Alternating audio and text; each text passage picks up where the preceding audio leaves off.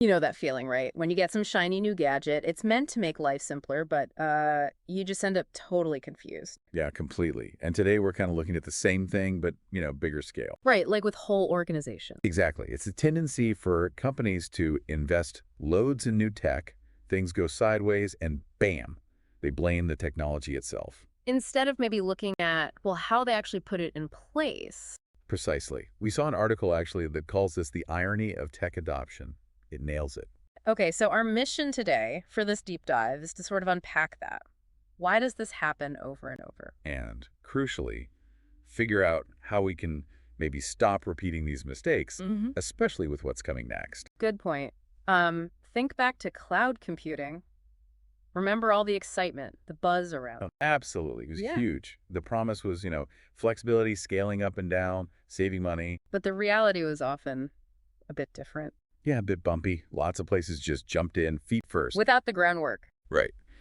Without solid governance, without really getting a handle on the costs, FinOps and all that, that wasn't always there. Which led to that bill shock we heard so much about. Exactly. Subtle costs are way higher than expected. Yeah. And maybe the day-to-day processes for using the cloud weren't clear either. It got messy. And then, surprise, surprise, people start saying, oh, the cloud is too expensive or it's too complex. Uh-huh.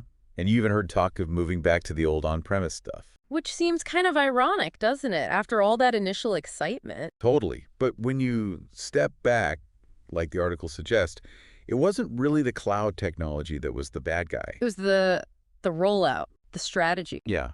Lack of planning, maybe not having the right people with the right skills, trying to do too much too soon in this, new environment. Okay, I like this analogy I read somewhere. It's like buying a super fancy, state-of-the-art kitchen, all the best gear. Right. Top of the line, everything. But then you try to cook some incredibly complicated gourmet meal, having never cooked before, and you don't even use a recipe. Huh. Yeah.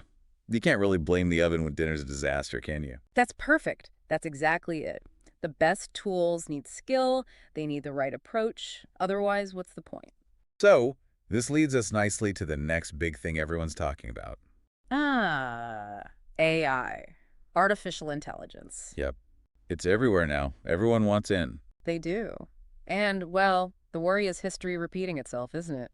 We could easily make the same mistakes we saw with the cloud. How so? Well, organizations are rushing again, trying to adopt AI fast, maybe without fully grasping what it takes. Like the infrastructure needed, or the expertise. Exactly that. The knowledge gaps, the supporting processes. If those aren't there, you could see implementations fail. And then, guess what gets the blame? The AI itself. Oh, AI didn't deliver, or it's not what we expected. Which, like the cloud, would be a huge missed opportunity because the potential is massive. It really is. Yeah. But, and this is the core point from our source here, technology's value is completely tied to how well you implement it. So the focus needs to shift. Absolutely. Yeah. Stop blaming the tech. Start looking hard at the implementation strategy, defining those processes clearly, investing in skills, in knowledge. So for you listening, the big takeaway isn't just about getting the latest shiny tech. No, it's about the how. How do you plan it? How do you train people? How does it actually fit into how you already work? Makes sense. We need those solid implementation plans, the right expertise. Let's learn from the cloud saga, right? Let's hope so. Yeah. Build strong foundations this time, especially for things like AI. We want real progress, not just expensive gadgets gathering dust. Or generating those scary, unexpected bills. Definitely not those. So here's something to think about then.